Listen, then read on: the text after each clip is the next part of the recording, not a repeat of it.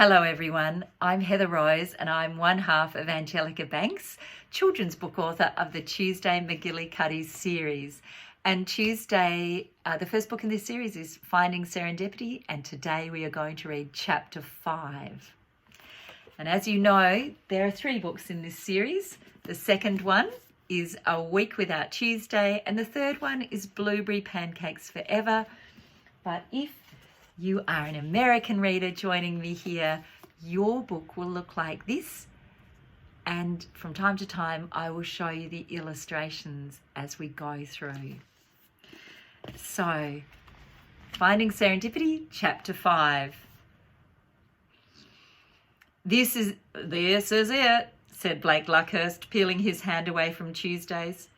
They were still surrounded by the mist that had been with them since they had left the hillside of the beginning.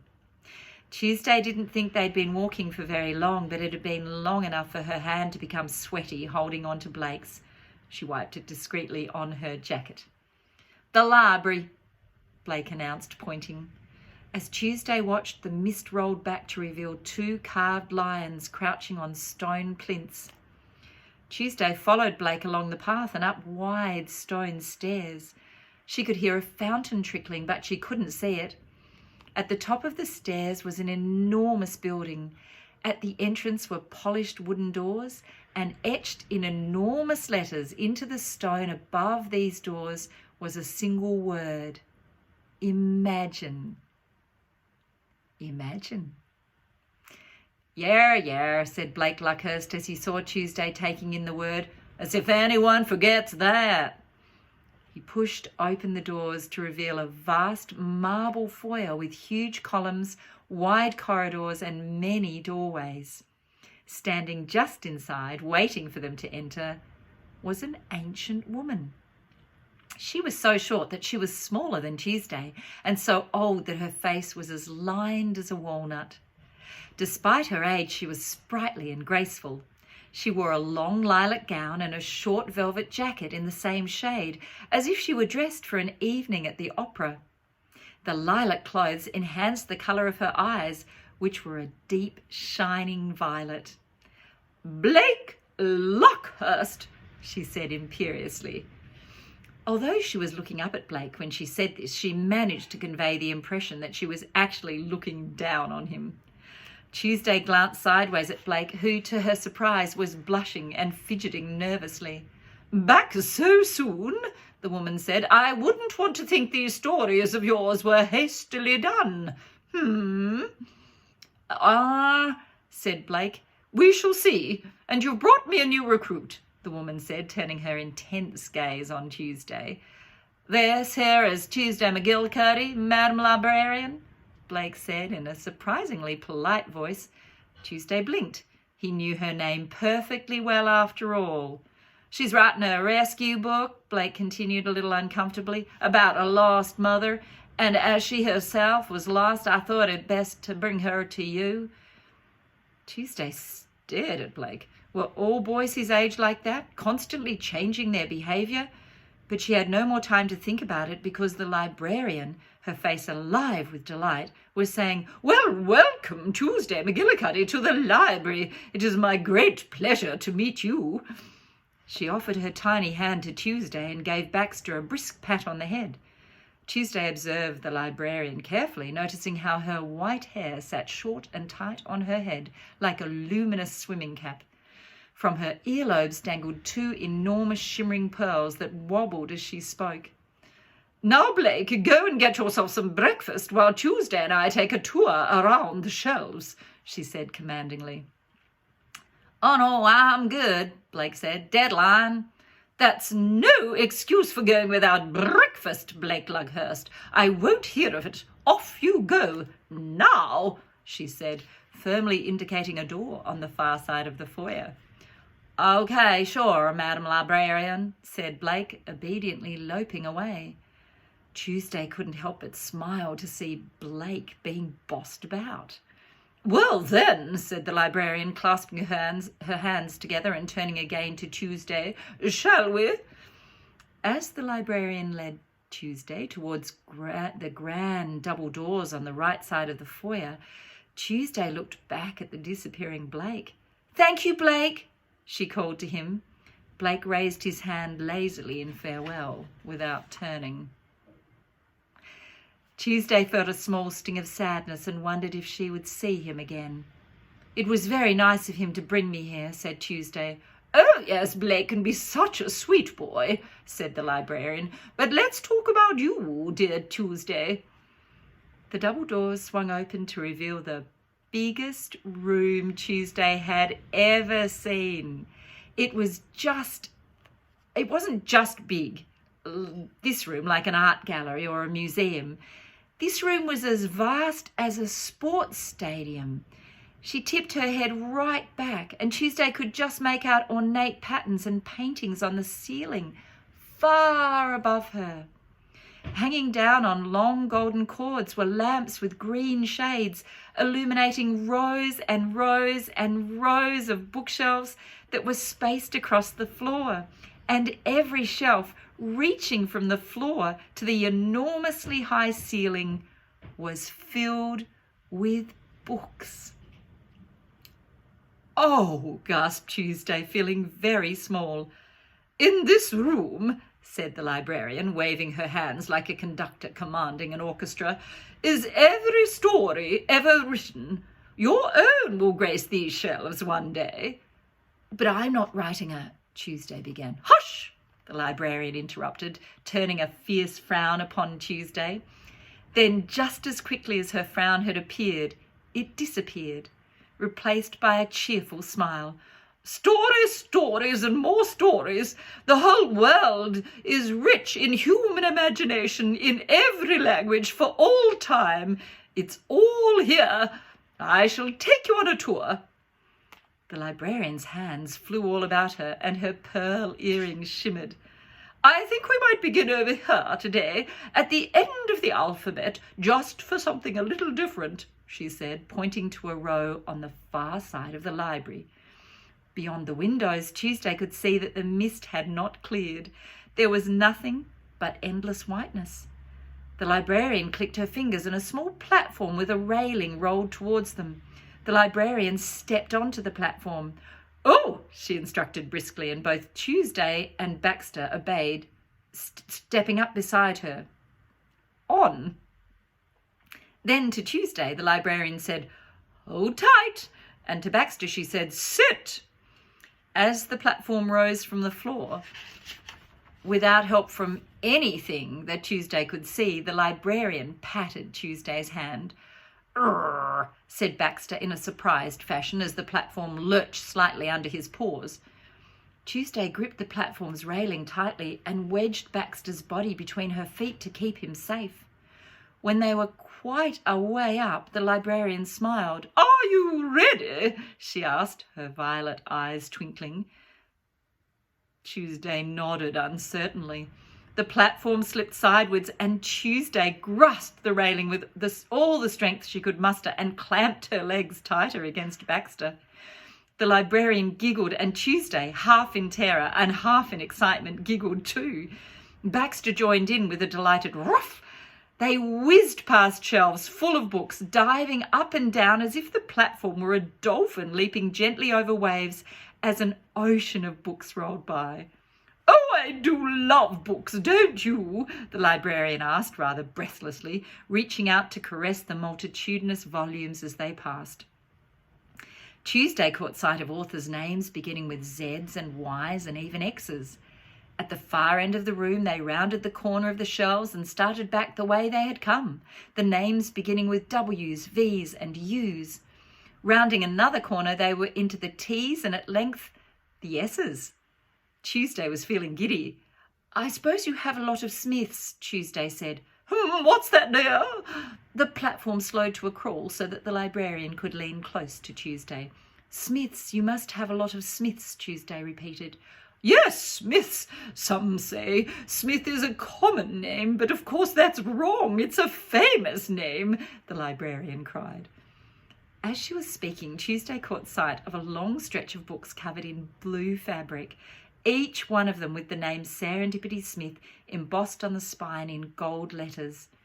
Tuesday felt comforted that here in the library were each of the Vivian small books, as well as all the other books Tuesday's mother had written before Tuesday was even born.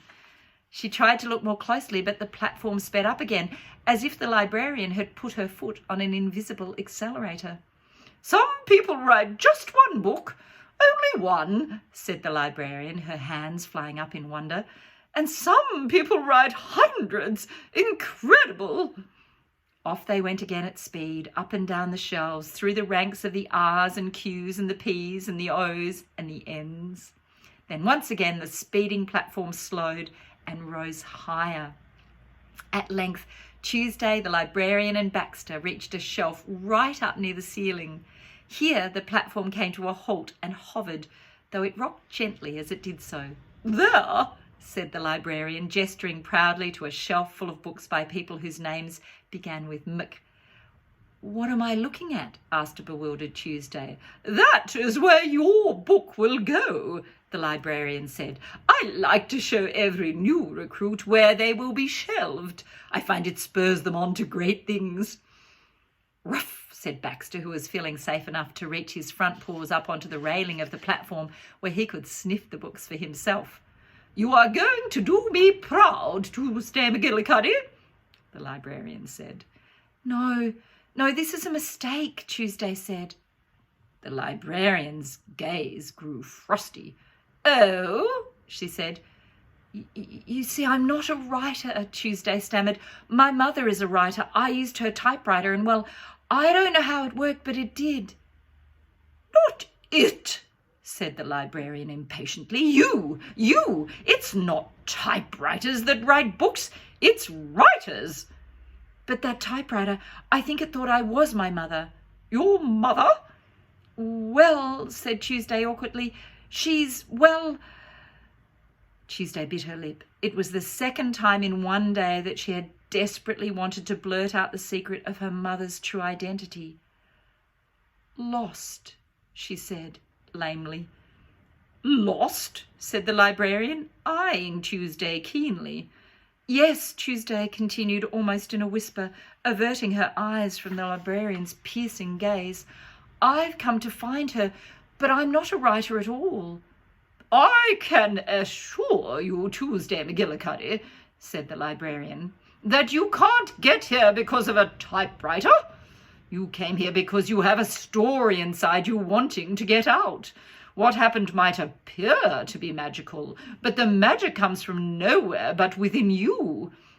It doesn't matter whether you write on a fancy laptop or an old typewriter, or for that matter with a pen on a paper napkin. All of that is beside the point. The point is that stories want to be told. Stories have a power of their own, and they choose their writers carefully. But you can't write a story until you've felt it. Breathed it in, walked with your characters, talked with them.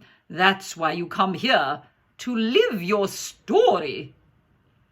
Tuesday gulped, feeling horribly out of her depth. The librarian looked at her more softly. "Only writers come here, Tuesday," she said. "I can't tell you how to write your story or what it will be called. I only know that you have talent and a story strong enough that it has brought you here. You're here a little earlier than some, but you're not the youngest who has come. Does that make you feel a little better?" "A little," said Tuesday. "Excellent," said the librarian, taking a deep breath. "Now I must ask you for your thread." "My thread?" "Yes, Tuesday, the thread that brought you here." Tuesday took her ball of silvery string out of her pocket. "What does the thread do?" Tuesday asked as she looked at it again. She felt reluctant to let it go. "What is it for exactly?" "It is what tells me, Tuesday dear, that you are a real writer. It is the means by which you arrive here, and that's all you need to know for now. Let me keep it safe for you," the librarian said, smiling. "Safe? Safe from what or who?" Tuesday asked, still keeping the thread firmly in her hand. Tuesday wasn't sure why she felt as she did, but she didn't want to give her thread to the librarian. "I have not always needed to insist on these precautions, Tuesday, but now it seems to have become necessary," said the librarian, holding out her hand.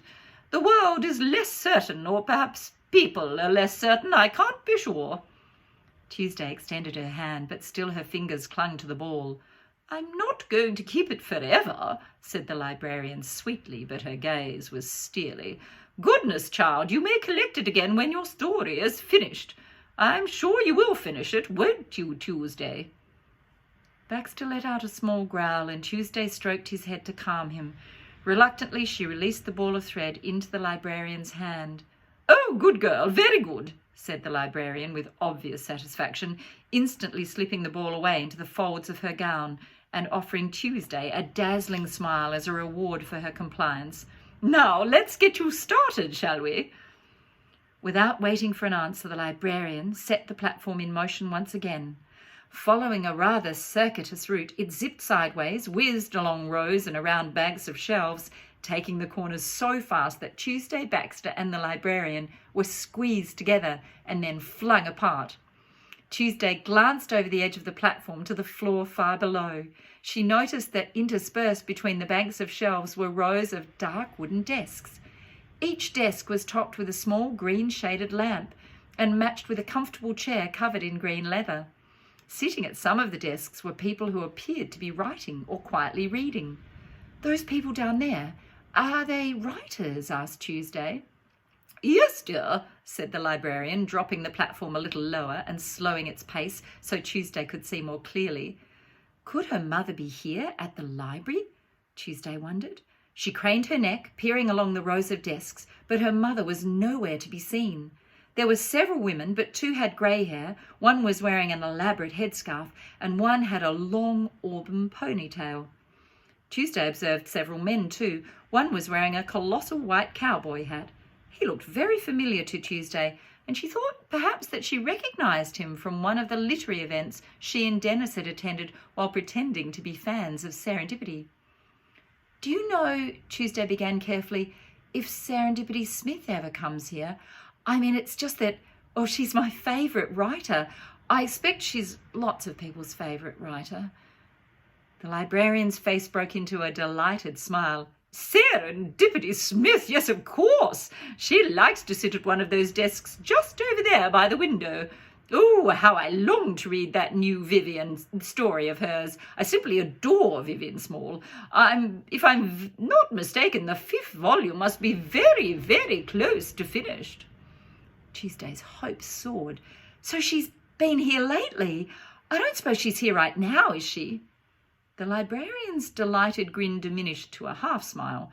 She turned away from Tuesday, and the green-shaded lights above flickered and stalled, the way the lights did back in Brown Street when a thunderstorm was on its way. No sooner had Tuesday registered this slight disturbance than it stopped, and the lights regained their composure, glowing steadily once again. The librarian turned her face back to Tuesday. "Your main concern, Tuesday McGillycuddy, is your own story, is it not?" Tuesday had the distinct impression that she'd once more said the wrong thing, but if she had, the librarian gave no further sign of it as she brought the platform slowly and gracefully back to the library floor. "Well, here we are then," said the librarian cheerily, snapping her fingers to indicate to Tuesday and Baxter that it was time to step down. "This way," she said as she briskly led them out of the vast room. Tuesday blinked and looked back at the closed doors. It was hard to believe that such a vast room could actually exist, but she had no time to think about this because from the pocket of her lilac jacket, the librarian had produced a large gold coin that she pressed into Tuesday's hand. "You'll need this. Now, breakfast is through that door over there," she said, pointing straight ahead in the direction she had sent Blake. "The coin is not for the food, though. The food here is free and the helpings generous, since I do not recommend that anyone attempt to write on an empty stomach." "Wait, though," Tuesday began, "about my mother." "Breakfast," the librarian said, "and then if I have time I shall come and find you on the balcony. Oh, and by the way, I say this to all first-timers, but they are prone to forgetting, so do please remember this. Whether or not you can see it, the library is always here. All right, now off you go." "All right," said Tuesday, not understanding. "But the coin, what is it for?" "Goodbye," sang the librarian, and with that she disappeared back into the great room of books, closing the door behind her. Tuesday sighed. She turned the coin in her hand and examined it carefully. It had a lion's head on one side and a mountain on the other, and it appeared to be brand new. So that's the end of chapter 5 of Finding Serendipity. Now, another writing exercise. So last time we did a sentence, an opening sentences, and you'll see if you do that opening sentences are very, very, very, very important.